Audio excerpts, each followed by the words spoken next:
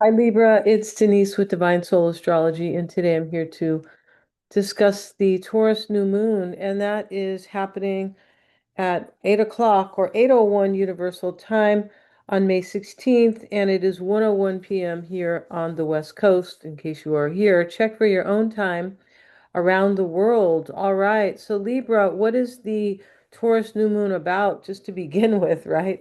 It is Taurus represents finance. It really represents material comfort.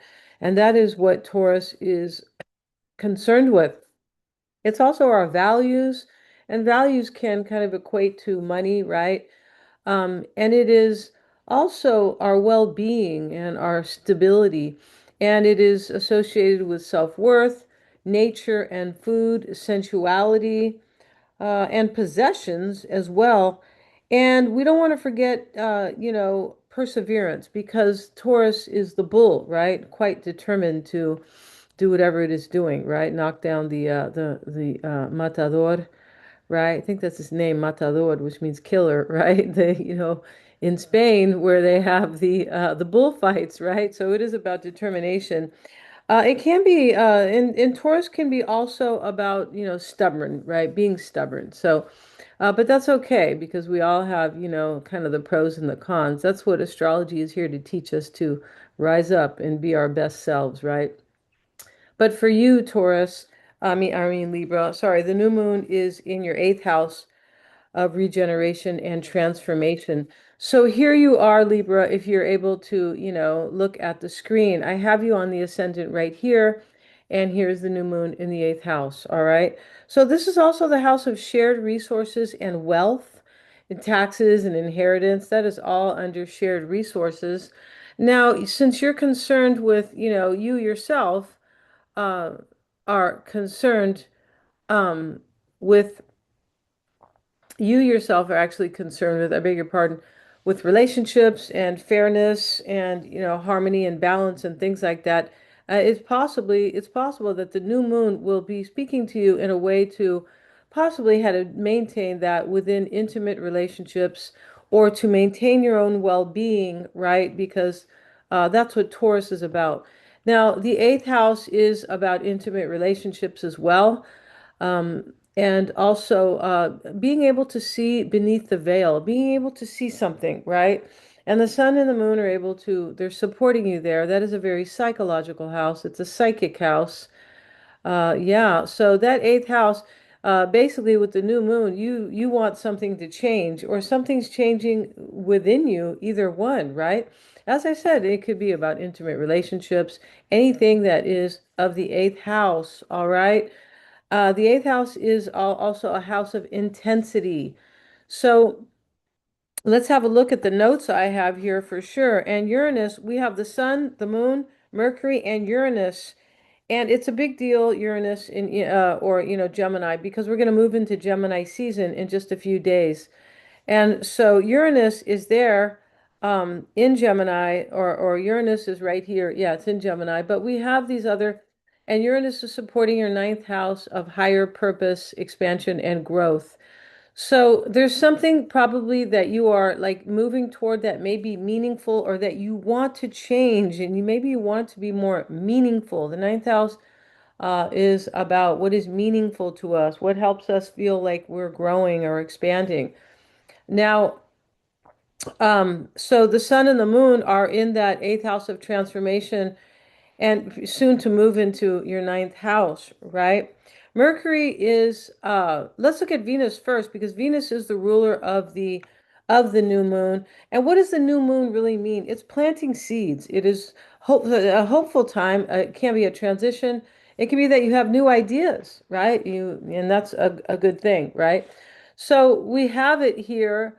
And this may be once again about finances or, your own well-being there. But and you want that to change. And Venus is the ruler of that eighth house, and it is your ruler, and it is in Gemini, soon to leave and move into Cancer.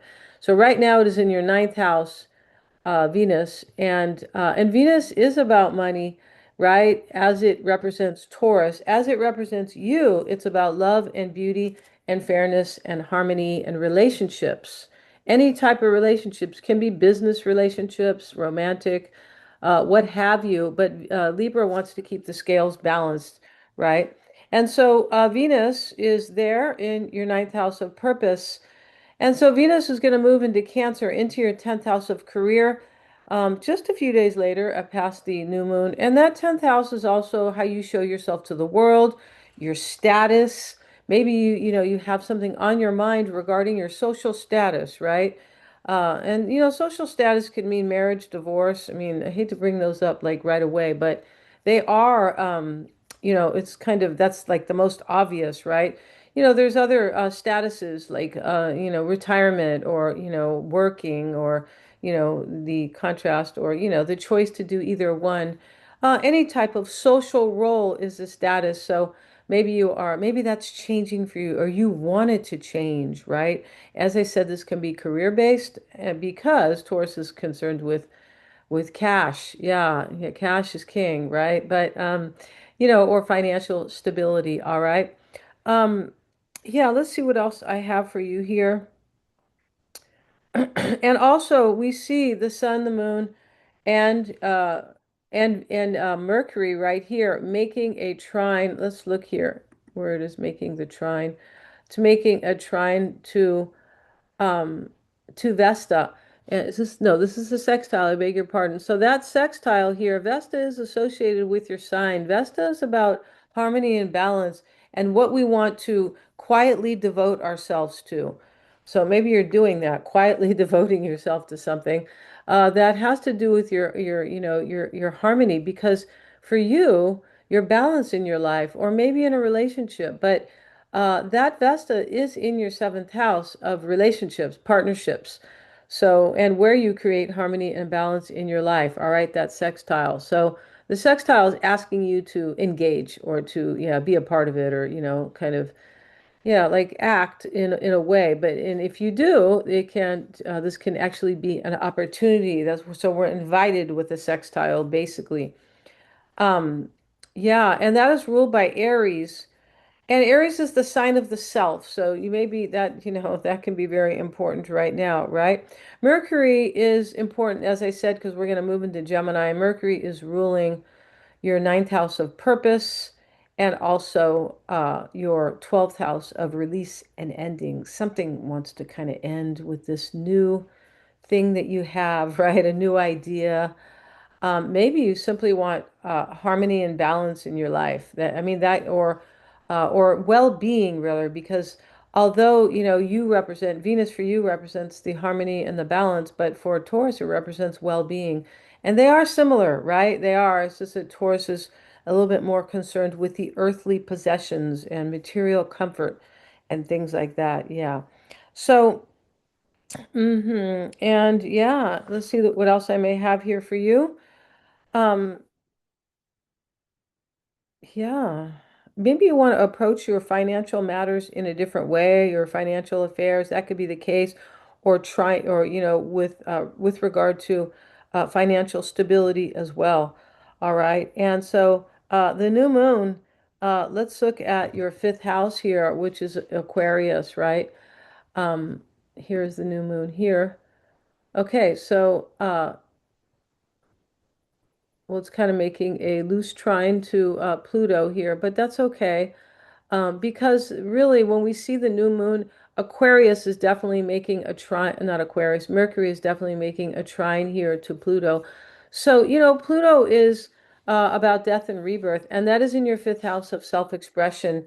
So there's something easy here for you to kind of, you could be thinking about it. Remember, Mercury is the sign of thinking. It sure is. And I didn't mention that, but our brains, our mind, our decisions, how we assess things. It's also about, um, skills uh, and goals and things like that. So you probably have a new goal here or a new idea, right, as well. And this trine is supporting your own self-expression, your sense of self, Libra. That's a really good thing because the trine will move, right?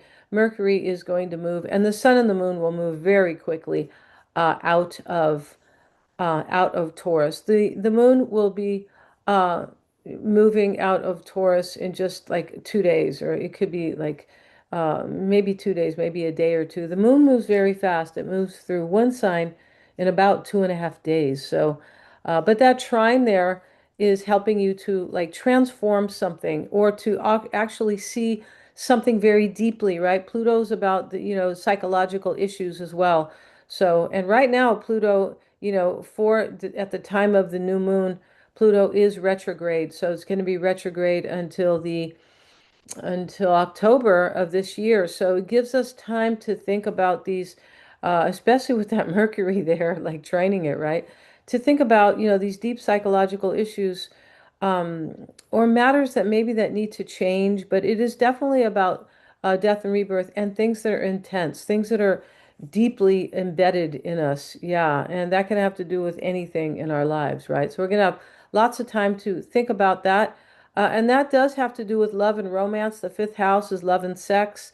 The fifth house is how we shine, right? You look like you're trying to kind of possibly in this reading, establish some type of well-being for yourself maybe within your relationships, right? Venus represents our relationships too, and Venus is the ruler of the new moon. All right, so. Yeah, and that trine is going to help you. That's also, Pluto is in the house of fun for you. Very cool. And so this is the house of children and entertainment and any type of pleasure. Also your talents. I think I mentioned that. So, or how you shine or how you express yourself, right? And so it doesn't have to necessarily be a talent, but how you express yourself. And so that is the fifth house ruled by the sun, which is the house of the heart, right? Leo is the natural ruler of the fifth house. And, the sun wants us to be seen and be authentic and show ourselves to the world in a very authentic way, right? Don't hold back, just be yourself, right? So yeah, so that's what I have for you here, Libra. Thank you so much for joining me here. And please like, share, and subscribe and hit the little bell to be notified of my next upload. And also, if you'd like a reading with me, check out the description box. I am approaching the natal chart. The natal readings are off the chain in a very deep way. And yeah, I have a new teacher, so I'm approaching the chart differently, who is, awesome. And also, if you want to get a psychic reading with me, I'm also a psychic. I've done many, many readings on my other tarot channel. Everything is listed in the description box. Hit the little bell. I think I said that. Yeah. Thank you so much, Libra, for joining me here today. And I hope you have a good one.